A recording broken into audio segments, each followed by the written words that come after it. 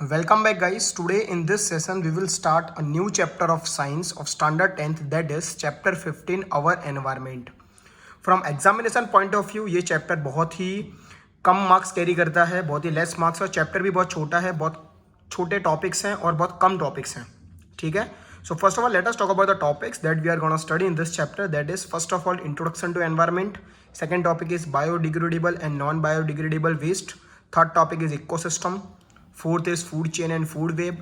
Fifth is ozone layer and the sixth one is managing the garbage. सिर्फ ये 6 topics आपको पढ़ने हैं. इन सब का टॉपिक्स खाली आपको टॉपिक्स पढ़ने के हैं और इनके बीच में जो जो भी डिस्क्रिप्शन लिखा हुआ है that you need to study और ये चैप्टर खत्म हो जाएगा. ठीक है. तो मैं ये आपको एडवाइस करता हूँ कि वीडियो को पूरा देखिए. एक बार आपने वीडियो देख लिया और उसके बाद आपने चैप्टर सिर्फ एक बार रीड किया, देन आई गारंटी यू कि ये चैप्टर में और कुछ प्रॉब्लम नहीं रहेगी और ये चैप्टर आपको यहीं पे लर्न हो जाएगा. ठीक है. तो first of all the topic is that is introduction to environment. कि एनवायरनमेंट के रिलेटेड आपको क्या इन्फॉर्मेशन है. So you know what is environment. It is your surrounding. जिस तरीके से इंडस्ट्रियलाइजेशन आया है, जिस तरीके से इंडस्ट्रीज डेवलप हो चुकी हैं, व्हीकल्स बहुत सारे आ चुके हैं, तो because of this pollution environment में बहुत हो रहा है और उसी की वजह से we are facing various problem, जिसमें से global warming is one of them. और भी बहुत सारी प्रॉब्लम है जो because of this harmful chemicals के कारण एटमोसफेयर में हो रही हैं. ठीक है. ना the next topic is that is biodegradable and non biodegradable waste. So कभी कभी क्या होता है कि इन दो की डेफिनेशंस आ सकती हैं कि what do you mean by biodegradable and non biodegradable, और समटाइम्स डिफरेंस के फॉर्म में भी आ सकता है कि give me the difference between biodegradable and non biodegradable waste. So we will talk about first of all the topic that is difference between biodegradable and non biodegradable, और इस तरीके से हमको डिफरेंस भी हो जाएगा और डेफिनेशंस भी हो जाएंगी. So first is biodegradable waste. So the definition is substance that are broken down by biological process are said to be biodegradable waste. So ऐसे वेस्ट, ऐसा सब्सटेंस या फिर ऐसे वेस्ट जिसको हम बायोलॉजिकल प्रोसेस से डिग्रेड कर सकते हो, जिसमें माइक्रो ऑर्गेनिजम्स आराम से उसको नेचुरली डिकम्पोज कर दें, such type of waste are called biodegradable waste. Now what do you mean by non biodegradable waste? So substance that are not broken down by biological process. तो ऐसे waste, ऐसे substance जो biological process से convert ना हो, that is decompose ना हो पाए, such type of waste are called non biodegradable waste. So let us look at the examples of biodegradable waste. So the examples are dead plants, fruits and vegetables. So ये कुछ ऐसे waste हैं जिसको हम आराम से माइक्रो ऑर्गेनिजम्स की वजह से आराम से डिकम्पोज कर सकते हैं. While in non biodegradable waste plastics, rubber, chemicals, so ये कुछ ऐसे वेस्ट हैं which can not be decompose. Correct. Now for biodegradable waste the rate of decomposition is very slow. ठीक है. डिकम्पोज होने में बहुत टाइम लगता है. While for non biodegradable waste the rate of decomposition is fast, और ये बहुत हार्मफुल भी होता है. अगर ये डिकम्पोज भी होंगे एटमोसफेयर में तो वो हमको एटमोसफेयर में बहुत सारे प्रॉब्लम्स करके देंगे. So this is the 3 difference between that you need to study in biodegradable and non biodegradable waste. ठीक है. You can take a pic of this. Okay, now the next topic, as you know, the next topic is ecosystem. So first of all let us look about the definition of ecosystem. कि आप ecosystem मतलब क्या होता है. So look at the definition. An ecosystem includes all the living organisms interacting with each other and also with non-living organisms, usually consisting of biotic and abiotic components. So in simple way ecosystem यानी एक ऐसा system जहाँ पे सारे के सारे living organisms एक दूसरे के साथ इंटरेक्ट करें, वो नॉन लिविंग ऑर्गेनिजम्स के साथ भी इंटरेक्ट करें और अपनी लाइफ को जिए, that is called ecosystem. So an a system in which living organisms as well as non-living organisms interact with each other and live their life, that is called ecosystem. ठीक है. Normally एक ecosystem में biotic components that is living organisms और abiotic components include किए जाते हैं. ठीक है. अब we will study the types of ecosystem. Now look at the topic that is called types of ecosystem.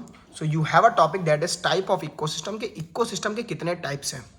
So ecosystem is mainly categorized as 2 types, that is natural and artificial ecosystem. One ecosystem is natural ecosystem and the other one is artificial ecosystem. Now first of all what do you mean by natural ecosystem? So ऐसा ecosystem जो nature ने बनाया हुआ है, जो nature या फिर you can call God में बनाया हुआ है, that is called natural ecosystem, जहाँ पे ह्यूमन बींग्स का कोई भी कंट्रीब्यूशन नहीं है. Such type of ecosystem is called natural ecosystem. For example you have forest, ponds, lakes. So ऐसे जो इकोसिस्टम है, फॉरेस्ट, पोन्स, लेक्स, ये सब नेचर ने बनाया हुआ है. अगर एक एग्जांपल लिया जाए भाई फॉरेस्ट इकोसिस्टम, सो जैसे फॉरेस्ट की बात होती है तो आपको कुछ प्लांट्स याद आते होंगे, कुछ ट्रीज याद आते होंगे, आपको कुछ एनिमल्स याद आते होंगे जैसे लायन, टाइगर, ठीक है. सो such type of ecosystem is called natural ecosystem, ठीक है. In the same way artificial ecosystem यानी एक ऐसा सिस्टम जो मैन मेड बना है, जो ह्यूमन बींग्स ने बनाया हुआ है, करेक्ट. जैसे गार्डन्स, क्रॉप फील्ड्स. जैसे फॉर एग्जांपल इफ आई से गार्डन्स, तो क्या याद आएगा आपको? कुछ trees, plants, flowers, human beings याद आएंगे, ठीक है. यहाँ पे गार्डन इकोसिस्टम में आपको लायन, टाइगर याद नहीं आएगा, वो सिर्फ फॉरेस्ट इकोसिस्टम में आएगा, ठीक है. वैसे ही अगर मैं डेजर्ट इकोसिस्टम की बात करूँ, which is again a natural ecosystem. So desert ecosystem में आपको कैक्टस प्लांट याद आएंगे, कैमल्स याद आएंगे, डेजर्ट याद आएगा, ठीक है. फॉरेस्ट में जबकि वो याद नहीं आएगा. So keep that in mind कि व्हाट इज इकोसिस्टम. एक ऐसा सिस्टम जहाँ पे living organisms and non living organisms एक दूसरे के साथ इंटरेक्ट करके अपनी लाइफ को जी रहे हैं, that is called ecosystem. Now as we know कि ecosystem consist of living organisms. So first of all let us talk about the living organisms as well, कि कितने टाइप्स के लिविंग ऑर्गेनिजम्स हैं. So if you look at this living organisms, we have three. हमारे पास तीन, हमने living organisms को three categories में डिवाइड किया, that is producers, consumers and decomposers. So what are producers? So producers are the living organism जो क्या करते हैं, अपना फूड खुद प्रिपेयर करते हैं, जो कोई पे डिपेंडेंट नहीं है. जैसे ऑटोट्रॉफिक में आपने सीखा होगा in chapter 6 life process. So producers are the organisms which produce their own food. Example के तौर पे ग्रीन प्लांट्स और कुछ ग्रीन algae भी हैं जो अपना खाना खुद बनाते हैं, which are not dependent on other organisms, correct. Then second you have consumers. So what are consumers? Which are dependent on producers. Consumers यानी विच कंज्यूम, ठीक है. कंज्यूमर्स यानी ऐसे ऑर्गेनिज्म जो कंज्यूम करते हो फूड को, जो प्रोड्यूसर पे डिपेंड है for food, such are called consumers, ठीक है. कंज्यूमर्स को हमने तीन कैटेगरीज में डिवाइड किया है, that is herbivorous, carnivorous and omnivorous. And you might be knowing कि what do mean by herbivorous. Herbivorous यानी ऐसे ऑर्गेनिजम्स जो सिर्फ ग्रीन प्लांट्स को खाते हो, जैसे काउ खाली ग्रीन प्लांट्स को खाते हैं, ठीक है. Carnivorous are the animals which eat meat, ठीक है, जो मीट को खाते हो, जैसे लायन कभी ग्रीन प्लांट्स को नहीं खाता, वो सिर्फ लिविंग ऑर्गेनिज्म को खा जाता है, ठीक है. That is they eat meat. Then the other one is, last one is omnivorous. ऐसे ऑर्गेनिज्म जो प्लांट्स को भी खाते हों और मीट भी खाते हों, दैट आर कॉल्ड ओमनीवोरस. जैसे human beings, we eat both, हम प्लांट्स वेजिटेबल्स वगैरह भी खाते हैं, हम मीट भी खाते हैं. So we are omnivorous. So consumers is divided into three categories, that is herbivorous, carnivorous and omnivorous, correct. Then last you have decomposers. Decomposers are the organism which decompose, correct, जो decompose करते हो, जैसे कि भाई dead plants है, ठीक है, dead animals है, ये जितने भी ऑर्गेनिजम्स हैं जब ये डेड हो जाएंगे, सो उनको डिकम्पोज करने के लिए you require some, that is called decomposers. तो डिकम्पोजर्स क्या करेंगे, ये प्लांट्स को, ये एनिमल्स को जब ये मर जाएंगे तो इनको डिकम्पोज करने में मदद करेंगे. So normally they consist of micro organisms. Microorganisms के तौर पे बैक्टीरिया, फंगाई, ये कुछ ऑर्गेनिजम्स हैं जो डिकम्पोज कर देंगे कंज्यूमर्स को, कि कंज्यूमर जब डेड हो जाएंगे तो उनको डिकम्पोज करने के लिए you require decomposers. They are nothing but bacterias and fungis, ठीक है. So living organisms again, what is ecosystem? A system in which living organisms and non living organisms interact with each other and live their life, that is called ecosystem. Types of ecosystem में आपके पास natural ecosystem है and artificial ecosystem है. Natural ecosystem that means जो nature ने बनाया हुआ है, एंड आर्टिफिशियल जो ह्यूमन बींग्स ने बनाया हुआ है, ठीक है. जैसे अगर मैं डेजर्ट इकोसिस्टम की बात करूँ तो आपको कैमल्स, डेजर्ट, कैक्टस प्लांट याद आते हैं, ठीक है. फॉरेस्ट इकोसिस्टम की बात करूँ तो आपको नॉर्मल जो वहाँ पे प्लांट्स देखने को मिलेंगे वो देखने को मिलेंगे. देन आफ्टर आपको लायन, टाइगर, ऐसे एनिमल्स देखने को मिलेंगे, करेक्ट. अगर मैं गार्डन इकोसिस्टम की बात करूँ, if I say about garden ecosystem, तो आप बोलोगे सर फ्लावर देखने को मिलेंगे, कुछ प्लांट्स, ह्यूमन बींग्स देखने को मिलेगा, करेक्ट. तो इकोसिस्टम यानी एक ऐसा सिस्टम जहाँ पे living as well as non living organisms एक दूसरे के साथ इंटरेक्ट करके लाइफ जी रहे हों. Then we have divided this living organisms into three categories, that is producers, consumers and decomposers. Producers में आपको जो प्रोड्यूस करते हो, जैसे ग्रीन प्लांट्स, कुछ ब्लू ग्रीन algae भी हैं. कंज्यूमर जो कंज्यूम करते हो, उसको हमने थ्री कैटेगरीज में डिवाइड किया है, हर्बीवोरस, कार्निवोरस, ओमनीवोरस. हर्बीवोरस यानी जो सिर्फ प्लांट कंज्यूम करते हो, कार्निवोरस यानी जो सिर्फ मीट कंज्यूम करते हो, और ओमनीवोरस जो plant as well as meat भी कंज्यूम करते हो. देन यू हैव डीकम्पोजर जो इनको डिकम्पोज करेंगे, जब इनके प्लांट्स डेड हो जाएंगे, जब एनिमल्स डेड हो जाएंगे, तो उनको डिकम्पोज करने के लिए you have decomposers. Decomposers are nothing but your microorganisms, for example bacteria, fungi, correct. So these are called decomposers. Now the next topic, that is food chain and food web. This is an important topic. ये question बहुत बार 3 marks में पूछा गया है. सो ध्यान रखना food chain and food web क्या है, क्या पॉइंट्स आपको कंसिडर करने हैं, ठीक है। First of all what you need to do is write the definition of food chain. So let us look at the definition of food chain. A food chain represents a series of events and consumption in which food and energy are consumed from one organism in an ecosystem to another. In a simple way, food chain, that means it consists of an events. You have a chain जहाँ पे क्या होगा, जो food होगा या फिर energy होगा वो एक ऑर्गेनिज्म दूसरे ऑर्गेनिज्म से फूड लेगा, दूसरा ऑर्गेनिज्म तीसरे ऑर्गेनिज्म से फूड लेगा, इस तरीके से चेन बन जाएगी। मतलब each and every organism is dependent on some other organism for food, correct.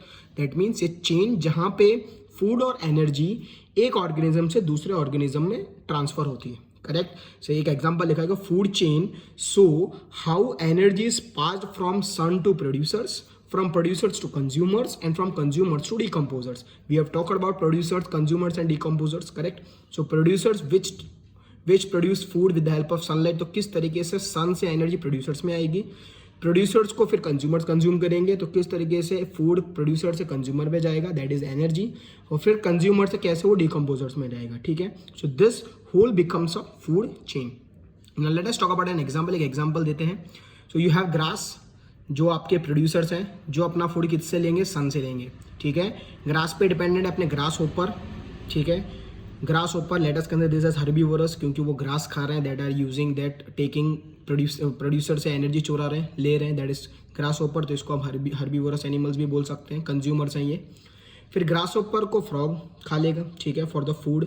Frog को स्नेक खा लेगा और स्नेक को अल्टीमेटली ईगल खा लेगा, ठीक है। और फिर ईगल जब लास्ट में जितने भी ऑर्गेनिज्म डेड हो जाएंगे तो उनको डिकम्पोज करने के लिए you have decomposers that are bacterias and fungi, ठीक है। सो अगेन एक फूड चेन वापस बता रहा हूँ। ग्रास अपना फूड दैट इज एनर्जी वो कंज्यूम करेगा with the help of sunlight.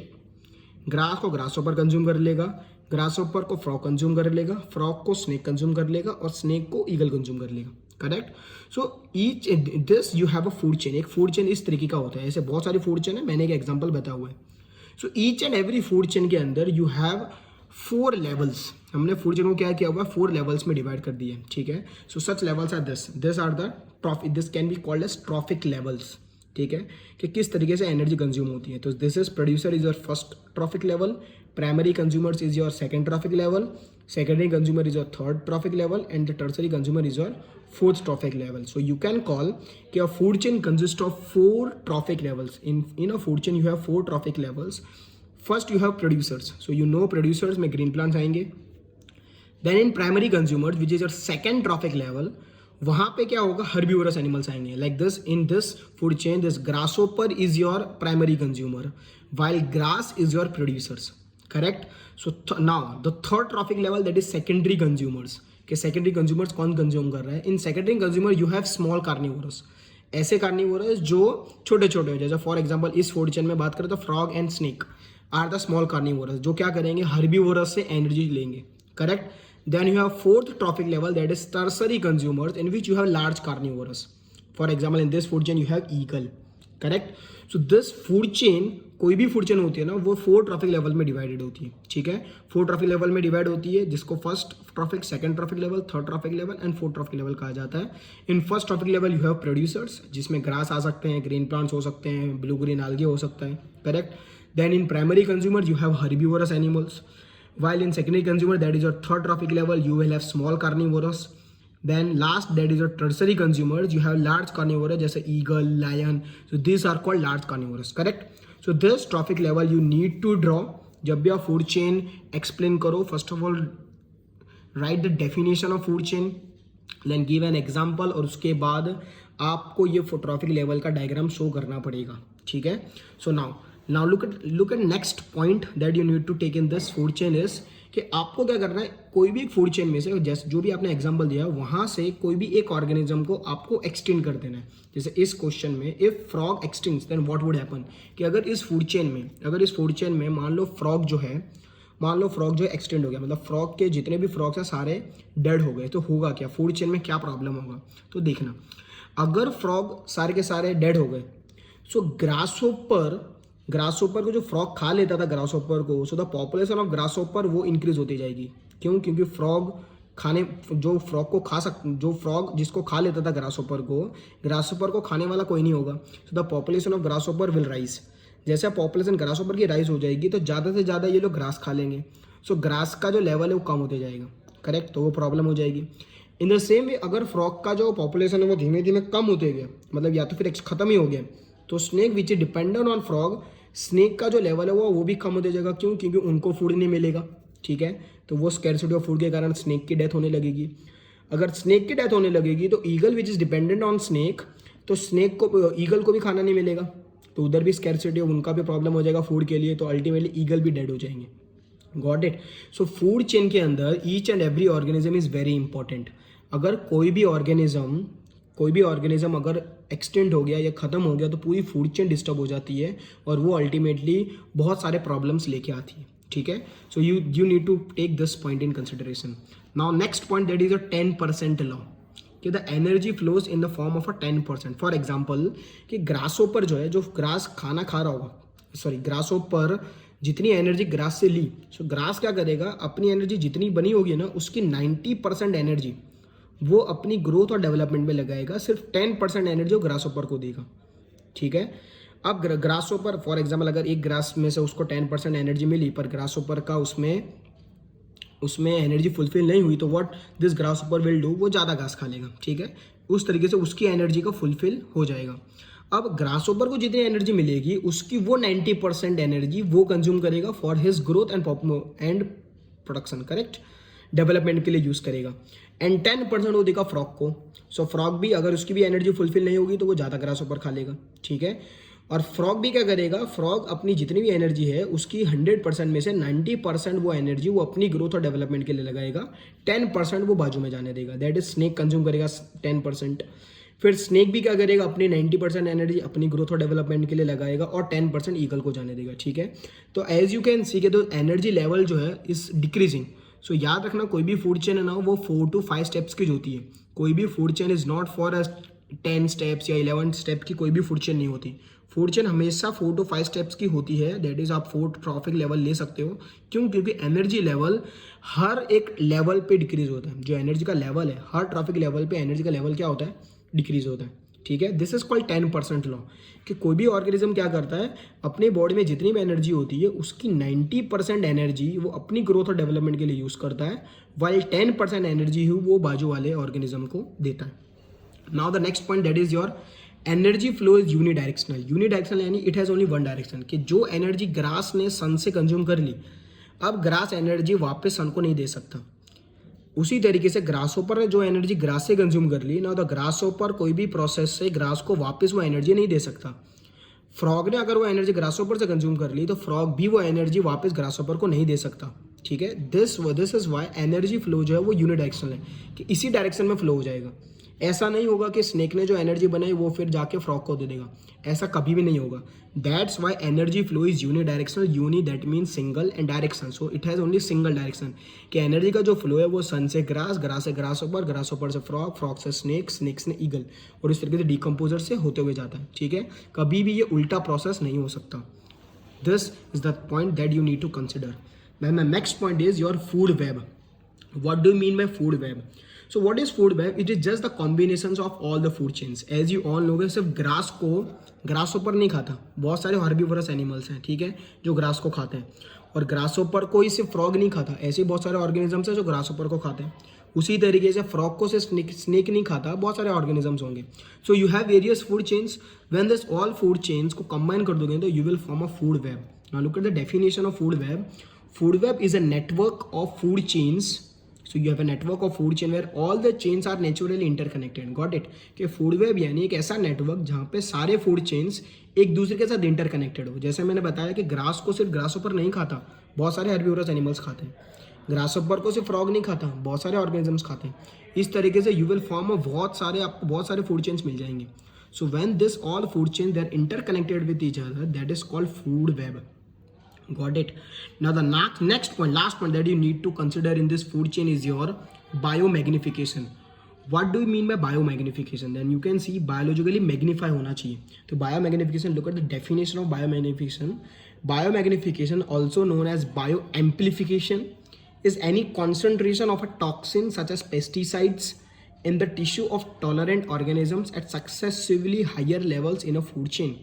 In a simple way, biomagnification is a concentration of harmful chemicals. Okay, the level of concentration of harmful chemicals, that is pesticide, it goes on increasing as the trophic level increases. होता क्या कि जैसे जैसे concentration क्या होता है कि pesticide इधर जो हो इधर कम होगा, ग्रासहोपर में पेस्टिसाइड्स का जो लेवल होगा वो बढ़ जाएगा, फ्रॉग में जो पेस्टिसाइड्स का लेवल आएगा वो बढ़ जाएगा, स्नेक में जो पेस्टिसाइड्स का लेवल होगा वो बढ़ जाएगा. So at each and every level the concentration of harmful chemicals goes on increasing, that is called biomagnification. ठीक है, इसको एक एग्जाम्पल के लेके चलते हैं. ठीक है, फॉर एग्जाम्पल कि आपने ग्रास में पेस्टिसाइड्स आपने स्प्रिंकल किया because to increase the fertility. तो आपने क्या किया, ग्रास में पेस्टिसाइड्स को स्प्रिंकल किया. ठीक है, जिससे प्रोडक्शन बढ़ जाए. सो मान लो एक ग्रास के अंदर you have 50 molecules of pesticides. ऐसे बहुत सारे ग्रास हैं, उन सबके पास 50 मॉलिक्यूल्स पेस्टिसाइड्स के हैं. ठीक है, अब एक ग्रास ऊपर ने एक ग्रास नहीं खाया, उसने 10 ग्रास खा लिया. फॉर इंस्टेंस की बात कर रहा हूँ, ऐसा तो होगा नहीं, पर ग्रास ऊपर ने मान लो 10 ग्रास को कंज्यूम कर लिया. तो एक ग्रास के पास 50 मॉलिक्यूल्स था, तो एक ग्रास ऊपर ने 10 ग्रास खा लिए, तो उसके पास कितने हो गए, 500 मॉलिक्यूल्स ऑफ पेस्टिसाइड्स हो गए. इसमें एक ग्रास के पास 50 मॉलिक्यूल्स था, अब इसमें एक ग्रास ऊपर के पास 500 मॉलिक्यूल्स ऑफ पेस्टिसाइड कंज्यूम हो गए. ठीक है, अब फ्रॉग ने क्या किया, जैसे एनर्जी लेवल डिक्रीज होगा तो फ्रॉग ने एक ग्रास ऊपर को नहीं खाया, ऐसे उसने 10 ग्रास ऊपर को खा लिया. एंड एज यू नो एक ग्रास ऊपर के अंदर 500 मॉलिक्यूल्स ऑफ पेस्टिसाइड्स हैं. तो अगर वो 10 ग्रास ऊपर को खा लेगा, सो द एक फ्रॉग के पास 5000 मॉलिक्यूल्स ऑफ पेस्टिसाइड हो जाएंगे. ठीक है, देख रहे हो किस तरीके से मैग्नीफाई हो रहा है आपका जो हार्मफुल केमिकल्स है. यहाँ पे सिर्फ 50 मॉलिक्यूल्स थे एक ग्रास के अंदर, इसमें एक ग्रास ऊपर के अंदर 500 मॉलिक्यूल्स आ गए, इसमें एक फ्रॉग के अंदर 5000 मॉलिक्यूल्स आ गए. करेक्ट. अब इसी तरीके से 10 फ्रॉग्स हैं, सबके पास 5000 मॉलिक्यूल्स ऑफ पेस्टिसाइड्स हैं. अब स्नेक ने 10 फ्रॉग्स को खा लिया. सो अब एक स्नेक के अंदर you have 50,000 molecules of pesticide. This is called biological magnification. कि हो क्या रहा है, each and every trophic level या तो फिर each and every food chain के अंदर जो लेवल्स है वो हर लेवल पे क्या हो रहा है, the concentration of harmful chemicals goes on increasing. That is called biological magnification.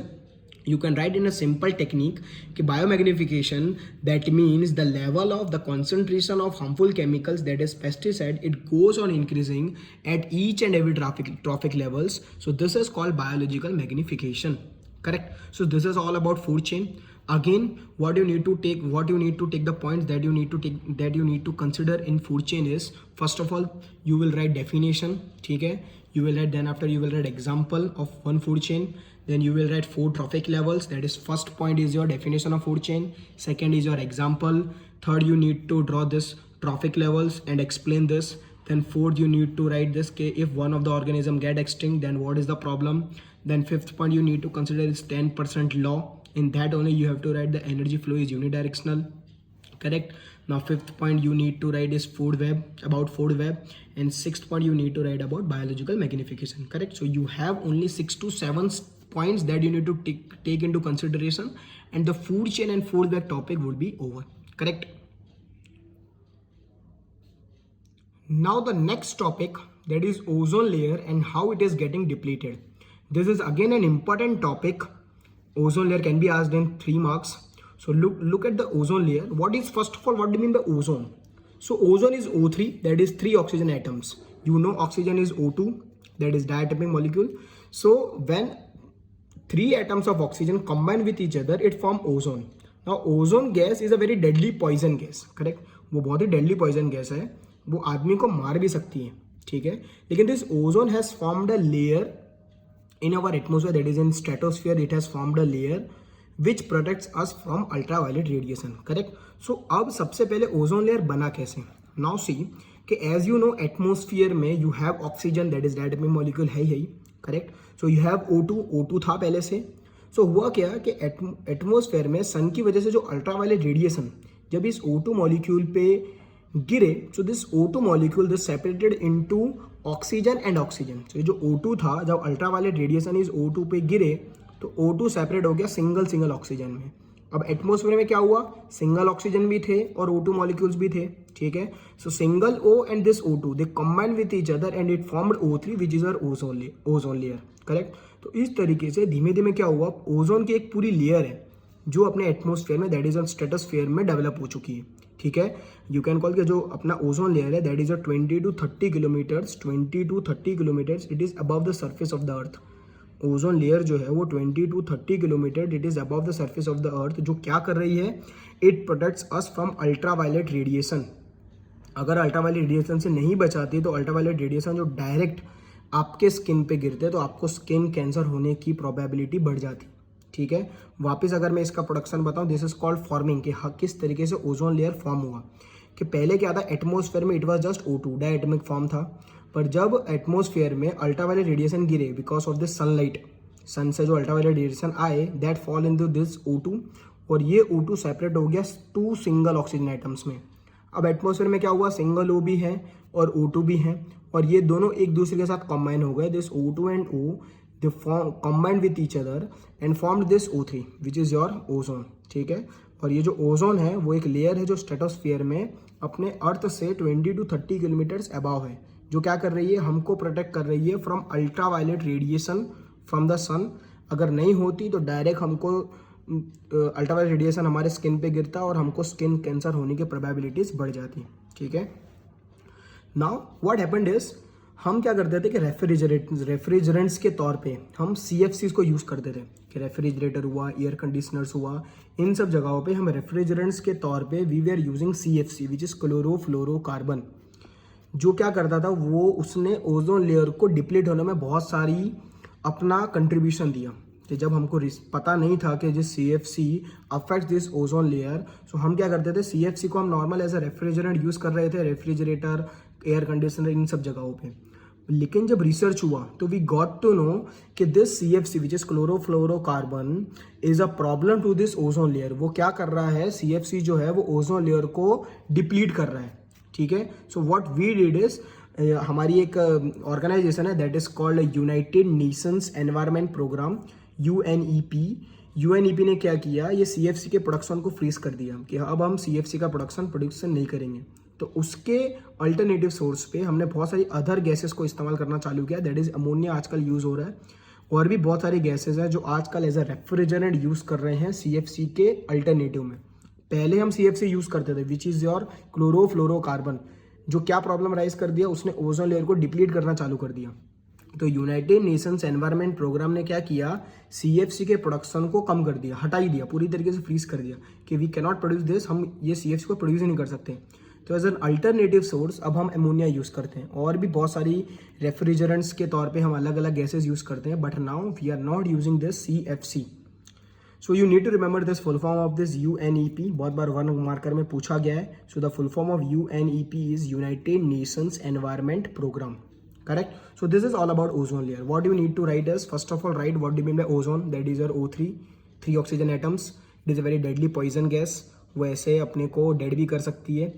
अब बना कैसे, फॉर्मिंग कैसे हुआ कि O2 एटमोसफेयर में था, अल्ट्रावायलेट रेडिएशन गिरे, 2 सिंगल O में उसका सेपरेशन हो गया। अब एटमोसफेयर में सिंगल O भी है और ऑक्सीजन भी है, तो दोनों को कंबाइन होकर बन गया O3, that is your ozone.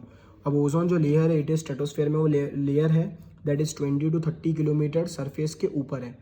Ozone layer क्या करती है, अल्ट्रावायलेट रेडिएशन से प्रोटेक्ट करती है। अगर डायरेक्ट अल्ट्रावायलेट रेडिएशन अपने ह्यूमन बींग्स पे गिरते तो हमको स्किन कैंसर होने की प्रोबेबिलिटीज हो जाती। प्रीवियसली हम CFC को यूज़ करते थे, दैट इज और क्लोरोफ्लोरोकार्बन, ऐसा रेफ्रिजरेंट यूज़ कर रहे थे इन रेफ्रिजरेटर, एयर कंडीशनर्स। पर जैसे हमने रिसर्च किया तो हमने ये पाया कि this CFC has causing problem to this ozone layer. तो क्या हुआ, यूनाइटेड नेशंस एनवायरनमेंट प्रोग्राम ने उसको फ्रीज कर दिया, उसके प्रोडक्शन को, और as an alternative source we are now using ammonia, अभी यूज़ कर रहे हैं, और भी बहुत सारी गैसेस हैं एज ए जो रेफ्रिजरेंट के तौर पे यूज़ करी जा रही है as an alternative source for CFC, ठीक है। So this is all about ozone layer.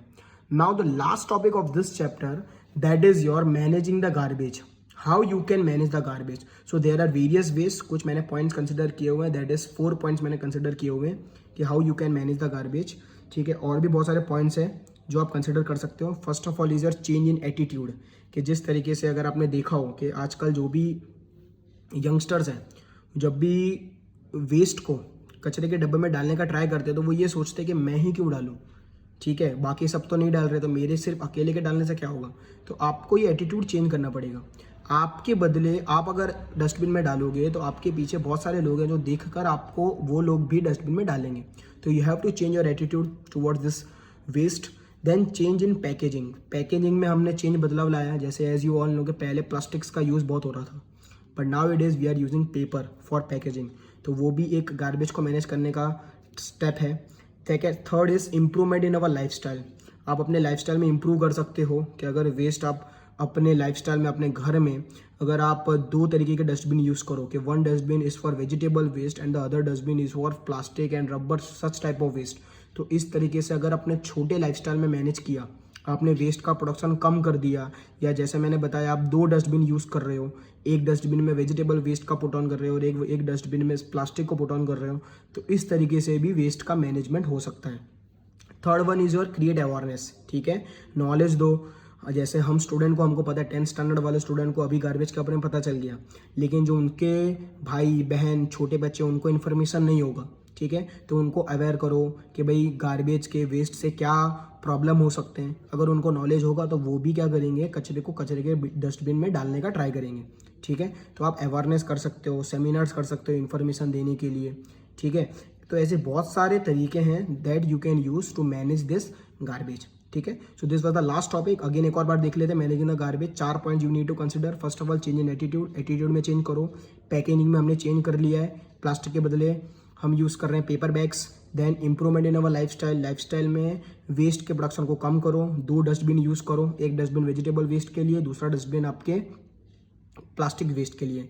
Awareness करो लोगों के अंदर, जितनी हो सके उतनी नॉलेज दो लोगों के अंदर। ठीक है, तो this was the last topic of this chapter. We have completed that chapter 15 our environment. Chapter बहुत ही छोटा है, जैसे मैंने बताया 3 मार्क्स का चैप्टर है। अगर आपने वीडियो पूरा देखा है फिर और अगर आप टेक्स्ट बुक रीड कर रहे हो तो आई गारंटी आपको और कोई प्रॉब्लम होगा नहीं। ठीक है, सो जिसने ये वीडियो पूरा देख लिया है और उनको मैं यही प्रेफर करूंगा कि रीड दिस चैप्टर। एक टेक्स्ट बुक में से एक बार चैप्टर को रीड करो, और कोई प्रॉब्लम हो तो आप मुझसे पूछ सकते हो। वैसे कोई प्रॉब्लम नहीं रहेगा, आपको चैप्टर यहीं लर्न हो जाएगा। ठीक है, if you like this video then share it with your friends and relatives who are in standard 10th। such type of videos would be very helpful for them. If you are new to this channel, then subscribe our channel and hit the bell icon to watch our videos first.